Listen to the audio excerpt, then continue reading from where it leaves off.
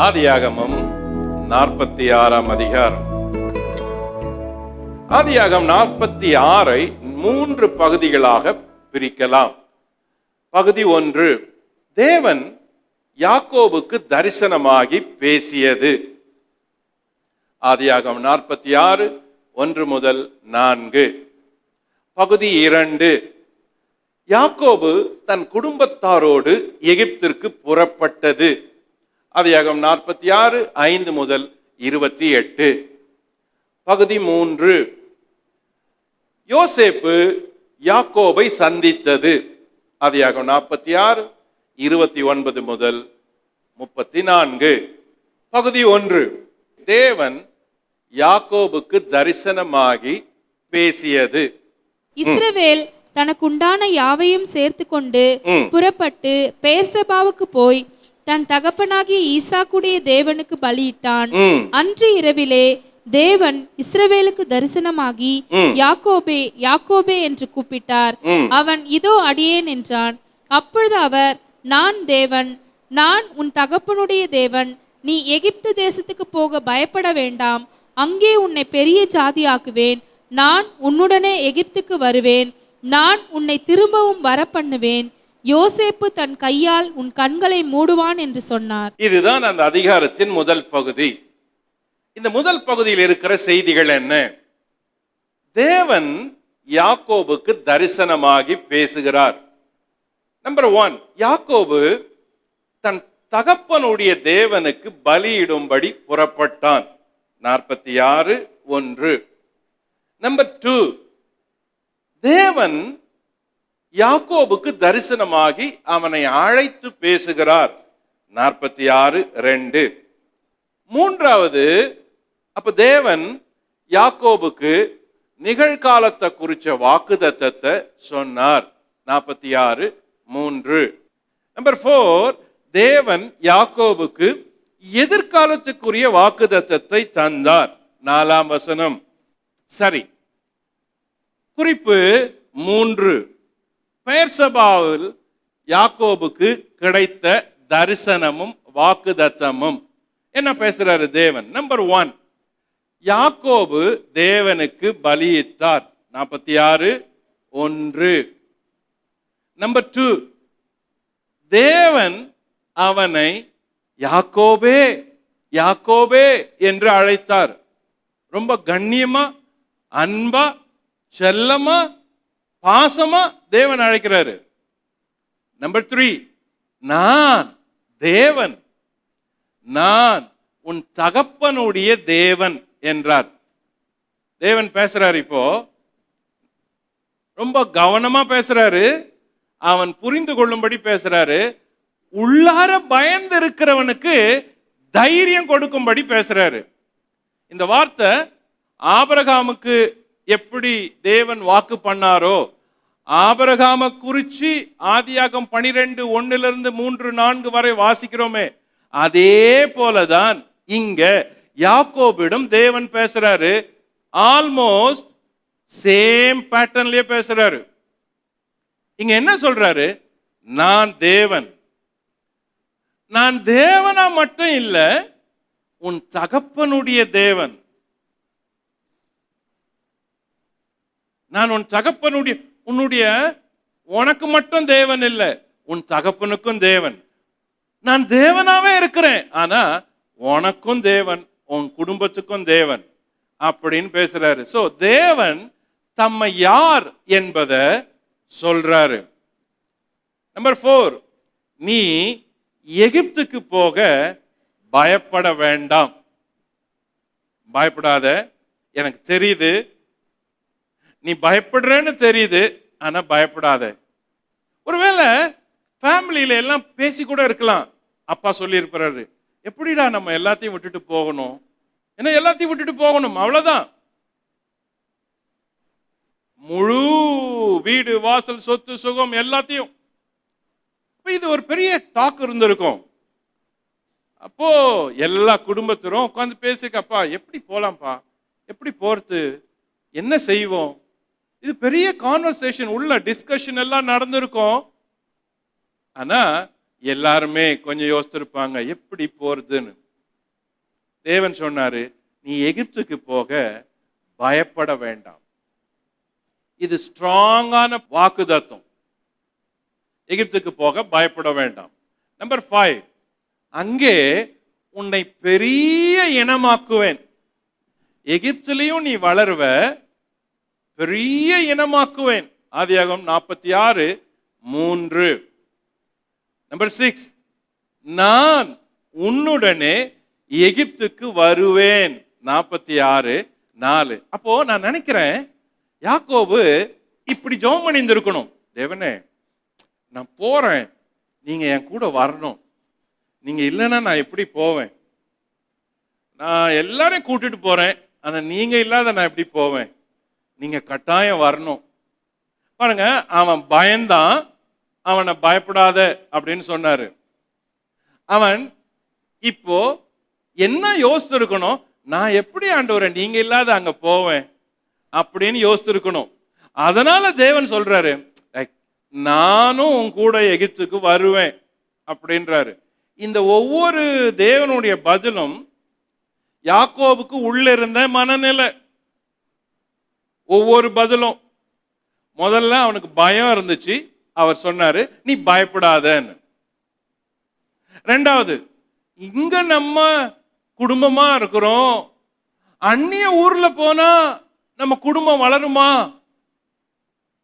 அதுக்கு சொல்றாரு, நான் உன்னை எகிப்துல பெரிய இனமாக்குவேன். இங்க இருக்கிறத விட அங்க கூட. யாக்கோபுக்கு உள்ள இன்னொரு பயம், இன்னொரு எண்ணம். நம்ம எல்லாரும் போறோம், ஆண்டவர் நீங்க எங்க கூட வருவீங்களா? ஏன்னா நீங்க தானே வாக்கு பண்ணீங்க, நீங்க இல்லாத நாங்க அங்க எப்படி போவோம்? அதுக்கும் பதில் சொல்றாரு, நான் உன்னுடனே எகிப்துக்கு வருவேன். நம்பர் 7, நான் உன்னை திரும்பவும் வர பண்ணுவேன். இதுவும் அவருக்குள்ள இருந்திருக்கிற ஒரு எண்ணமா இருந்திருக்கும் யாக்கோபுக்குள்ள. என்ன, நம்ம எல்லாரும் போறோமே, ஒருவேளை நம்ம திரும்ப வருவோமா? திரும்பவும் வாக்கு பண்ண தேசத்துக்கு வருவோமோ? ஒருவேளை வாக்கு பண்ண தேசத்துக்கு வர காலம் எடுக்குமோ? வராதே போயிடுவோமோ? அப்ப இதெல்லாம் ஆக்கிரமிச்சு யாராவது வேற யாராகிலும் ஆட்சியில வந்துருமோ? அப்படியெல்லாம் யோசித்திருப்பாரு. அதுக்கும் ஆண்டவர் சொல்றாரு, யாக்கோபே, நான் உன்னை திரும்பவும் இங்க வர பண்ணுவேன். நம்பர் 8, யாக்கோபு, உனக்கு ஒருவேளை யோசனையா இருக்கலாம்ல, நம்ம போயிட்டா செத்துருவோமோ? நம்ம அப்பா அம்மா கல்லறை, தாத்தா பாட்டி கல்லறை மக்கபேலாவில் இருக்குது. நானே வயசாயிட்டு இப்ப எகிப்துக்கு போறேன், ஒருவேளை நான் அங்க செத்துட்டா என்ன பண்ணுவேன்? இவங்க கல்லறைகள் எல்லாம் விட்டுட்டு போயிடுவனோ? வாழ்க்கை அப்படியே துண்டாயிடும். திரும்ப வரலனா வாக்குதத்தங்கள் ஒண்ணுமில்லாது போயிடும். முற்பிதாக்கள் அவ்வளவு பாடுபட்டு வாழ்ந்து விசுவாசத்தை காத்து அங்கே தங்கி தரிச்சிருந்து சாதிச்சது எல்லாம் அந்த ஊர்ல. தாத்தா ஆபிரகாம் தன்னுடைய மெசபடோமியாவில் இருந்த ஊரை விட்டு வந்துட்டாரு, திரும்பவும் போல. அப்பா ஈசாக்கு கானான்லயே இருந்தாரு, தனக்கு பெண் பார்க்கணும்னு நிலைமை வந்தப்ப கூட அவர் பெண் பார்க்க அவர் போல எலியேசரை அனுப்பி வச்சாங்க. அப்படிப்பட்ட ஒரு ஊர்ல இருந்து இப்போ யாக்கோபு வெளியேறாருன்னா இது மிகவும் திருப்பு முனை கொண்ட ஒரு பயணம். அதனாலதான் யாக்கோபுக்கு இவ்வளவு ஒரு பயமோ எண்ணமோ யோசனையுமா இருந்துச்சு. இதனாலதான் தேவன் இப்போ ஒவ்வொரு யோசனைக்கும் தெளிவா பதில் சொல்றாரு, தெளிவா பதில் சொல்றாரு. இப்போ யாக்கோபுக்கு வாக்குதத்தம் கிடைச்ச மாதிரி ஆயிருச்சு, தைரியம் வந்துருச்சு. தேவன் எல்லா எண்ணத்துக்கும் யோசனைக்கும் ஜபத்துக்கும் ஐயத்துக்கும் பதில் கொடுத்துட்டாரு. இதுதான் இந்த பகுதியில் இருக்கிற முக்கிய நிகழ்ச்சி. இதுக்கு பிறகு அவங்க கிளம்புறாங்க. அப்ப இந்த முதல் பகுதி நமக்கு என்ன பாடத்தை சொல்லுதுன்னா, வாழ்க்கையில எடுக்க போகிற முக்கிய முடிவுகளில முதல்ல ஜெபம் பண்ணணும்.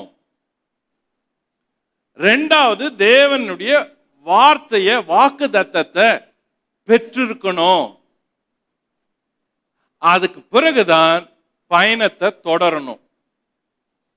எந்த ஒரு குழப்பமான நிலையில நீங்க இருந்தா நீங்க முடிவெடுக்க கூடாது.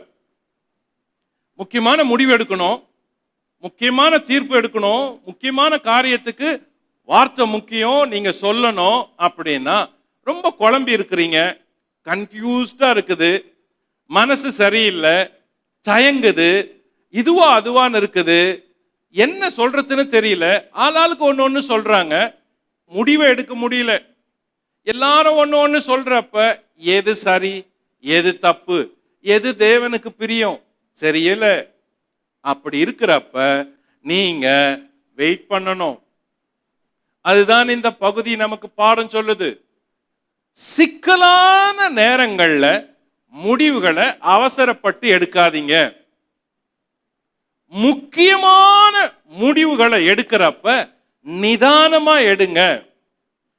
உங்கள் முடிவுகள் எடுப்பதற்கு முன்பு தேவ சமூகத்துல இருங்க, ஜெபம் பண்ணுங்க, உபவாசம் பண்ணுங்க, எல்லாரோட சேர்ந்து ஜெபிங்க, தேவன் பேசுறாரான்னு பாருங்க, உங்களுக்கு வசனம் கிடைக்குதான்னு பாருங்க, ஆண்டவர் வாக்கு கொடுக்கிறாரான்னு பாருங்க. நீங்க படிக்கிற தின தியானம், தின வாசிப்பு, தின அதிகாரம் நீங்க படிக்கிறப்பவே அன்னைக்கு செய்ய வேண்டிய காரியத்துல நீங்க என்ன செய்யணும்னு தேவன் பேசுவாரு. ஒருவேளை நீங்க டெய்லி ஒரு அதிகாரம் படிக்கிற நபரா இருக்கலாம், வாக்குத்தத்தத்தை படிக்கிற நபரா இருக்கலாம், சின்ன புஸ்தகத்தை தின தியானத்தை படிக்கிற நபரா இருக்கலாம். அப்படி இருக்கிறப்ப அன்றைக்குரிய சூழலுக்கு அன்னைக்கு தேவனுடைய சத்தம் உங்களுக்கு கேட்கும். இத கேட்கறதுக்கு நீங்க பயிற்சி எடுத்துக்கணும். குழப்பமா இருக்கிறப்ப இப்படிப்பட்ட முடிவுகள்ல கடவுளுடைய சத்தத்தை கேட்கிற பழக்கத்தை வளர்த்துக்கணும். இது யாக்கோபு நமக்கு கற்றுக் கொடுக்கிறது. அப்படி இருந்தா சமாதானமா உங்களுடைய தீர்ப்பும் முடிவும் திட்டமும் இருந்தால் தவறுகள் நஷ்டங்களுக்கு விலகலாம், குழப்பங்களுக்கு விலகலாம், தோல்விகளுக்கு விலகலாம். இது இந்த அதிகாரம் நம்ம எல்லாருக்கும் யாக்கோபின் மூலமா பாடம் சொல்லுது. ஓகே, புறப்படுறாங்க பெயர்சபாவில் இருந்து. பகுதி 2. யாக்கோபு தன் குடும்பத்தாரோடு எகிப்துக்கு புறப்பட்டது. ஆதியாகமம் 46 5 முதல் 28.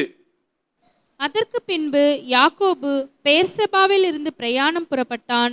இஸ்ரவேலின் குமாரர் தங்கள் தகப்பனாகிய யாக்கோபையும் தங்கள் குழந்தைகளையும் தங்கள் மனைவிகளையும் பார்வோன் அனுப்பின வண்டிகளின் மேல் ஏற்றிக்கொண்டு தங்கள் ஆடு மாடுகளையும் தாங்கள் கானான் தேசத்தில் சம்பாதித்த தங்கள் பொருட்களையும் சேர்த்து கொண்டு யாக்கோபும் அவன் சந்ததியார் யாவரும் எகிப்துக்கு போனார்கள். அவன் தன் குமாரரையும் தன் குமாரரின் குமாரரையும் தன் குமாரத்திகளையும் தன் குமாரரின் குமார்த்திகளையும் தன் சந்ததியார் அனைவரையும் எகிப்துக்கு தன்னோடு அழைத்து கொண்டு போனான். எகிப்துக்கு வந்த இஸ்ரவேலரின் நாமங்கள் ஆவன: யாக்கோபும் அவனுடைய குமாரரும், யாக்கோபுடைய மூத்த குமாரனான ரூபன், ரூபனுடைய குமாரர் ஆனோக்கு, பல்லு, எஸ்ரோன், கர்மி என்பவர்கள்.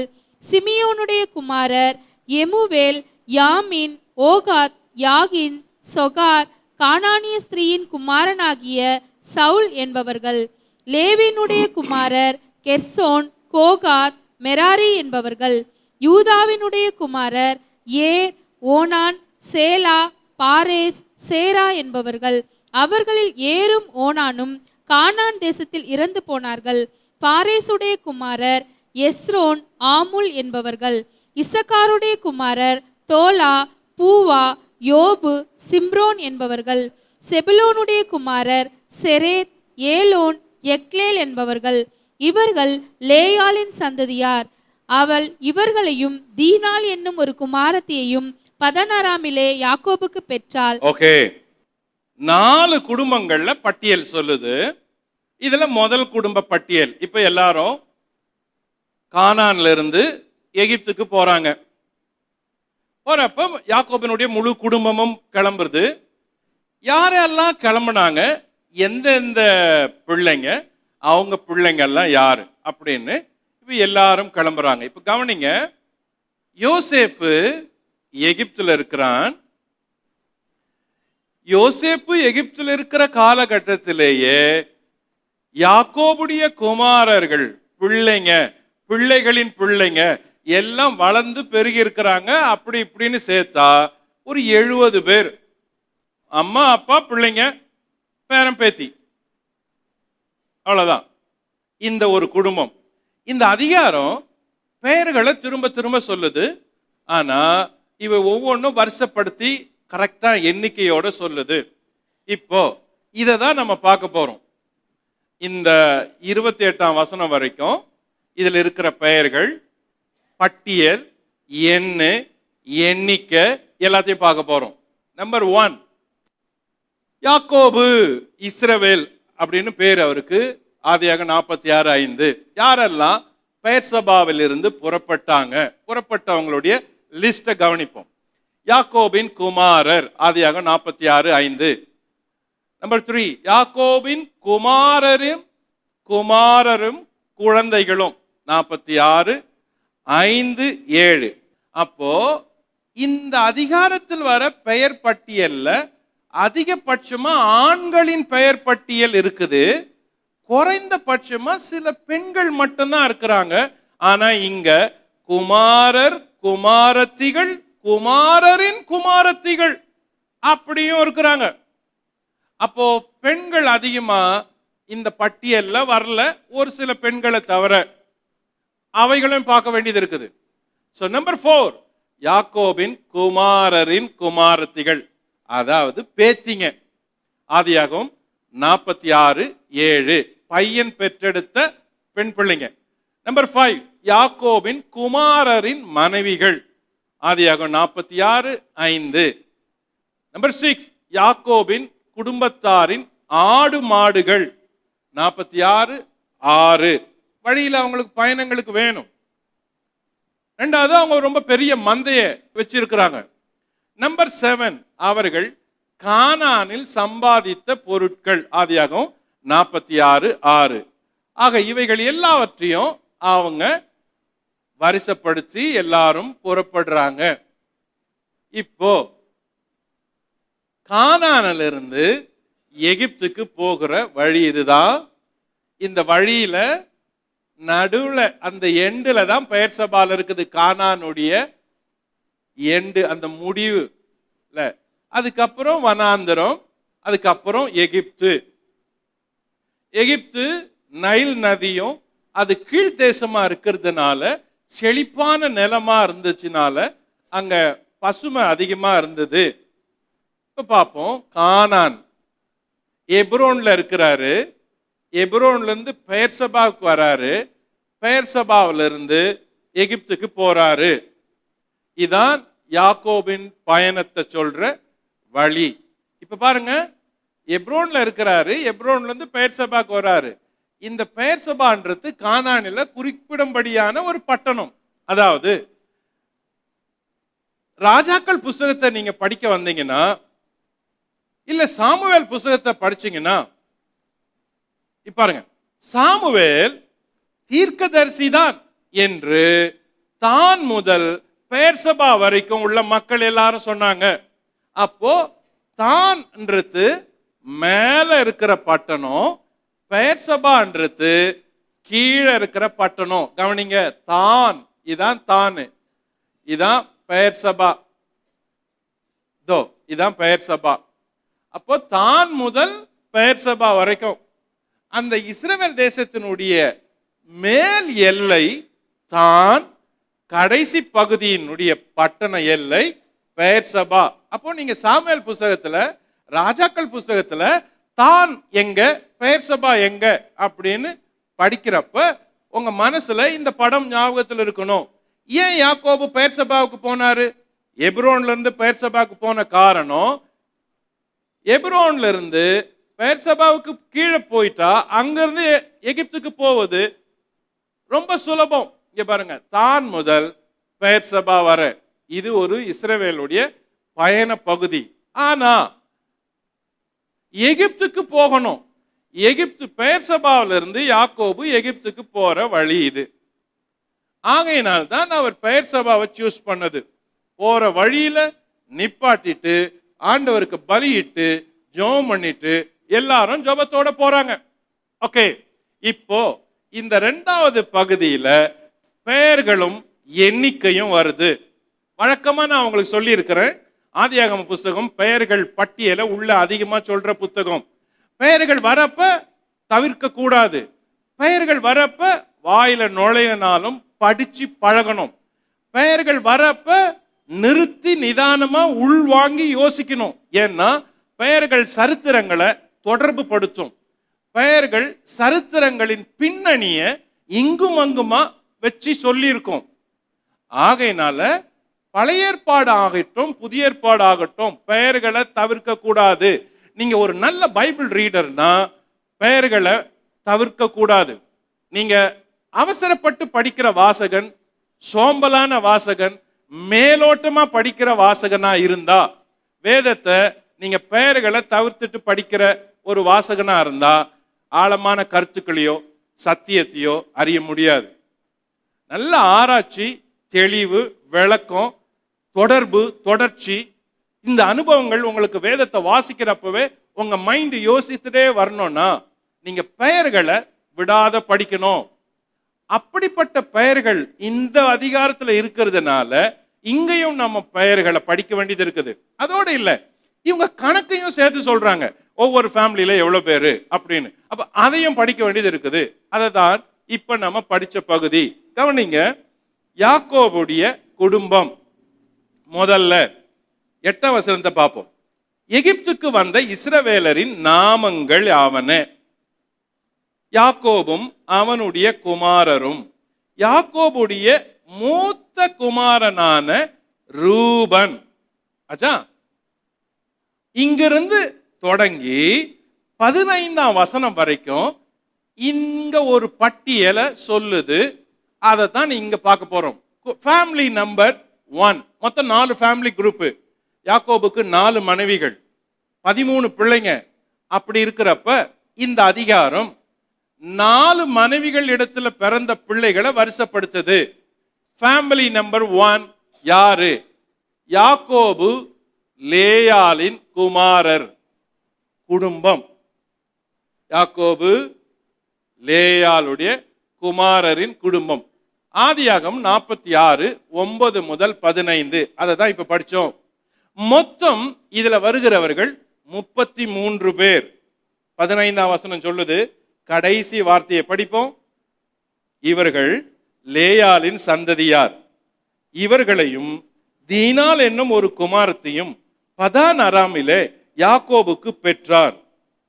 அவன் குமாரரும் அவன் குமார்த்திகளும் ஆகிய எல்லாரும் 33 பேர். Number 1 Reuben, number 2 Simeon, number 3 Levi, number 4 Judah, number 5 Issachar, number 6 செபுலோன்.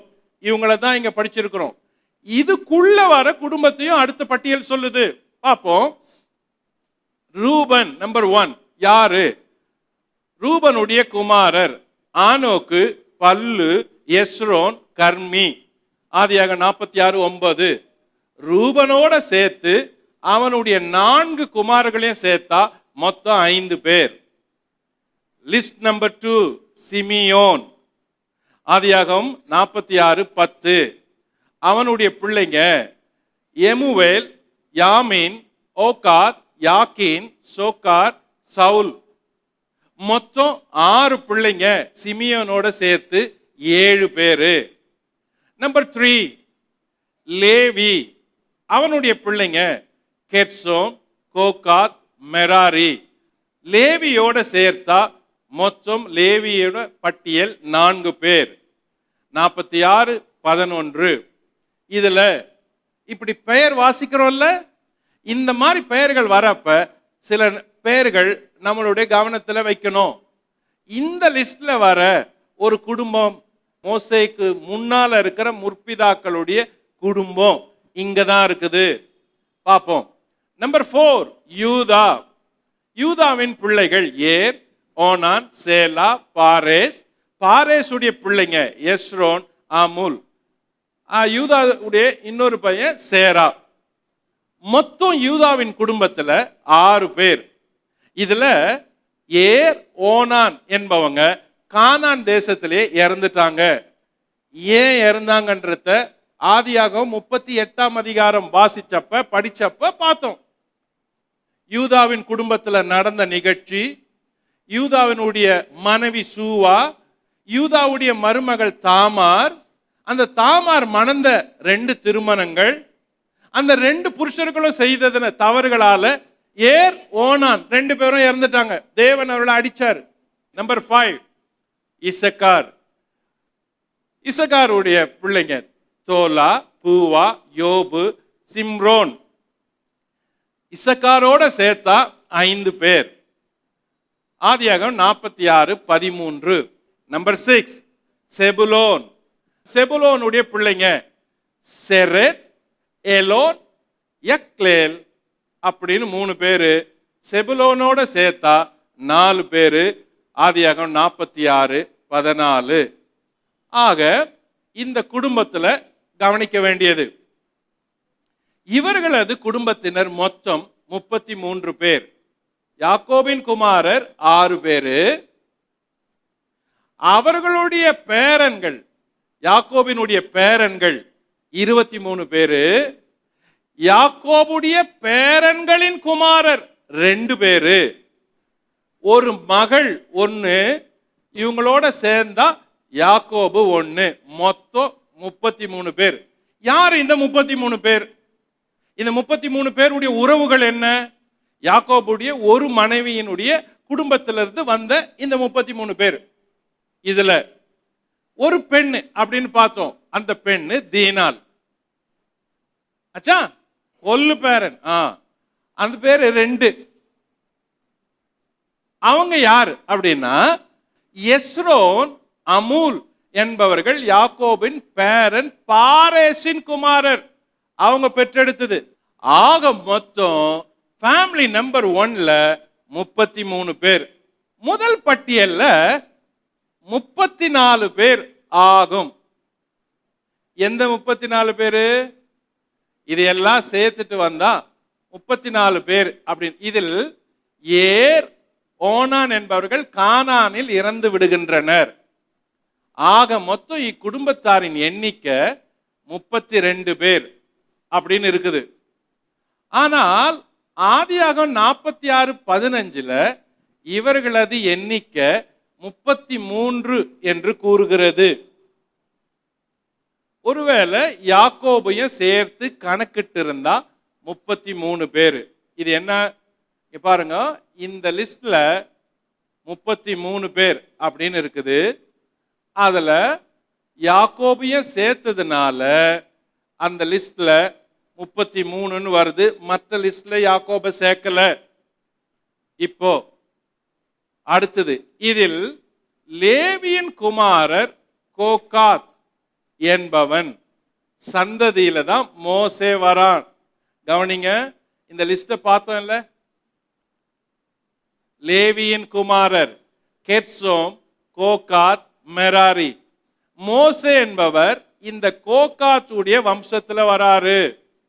யூதாவின் குமாரர் பாரேஸ் என்பவன் சந்ததியில தான் புதிய ஏற்பாட்டுல இயேசு கிறிஸ்துவும் வராரு.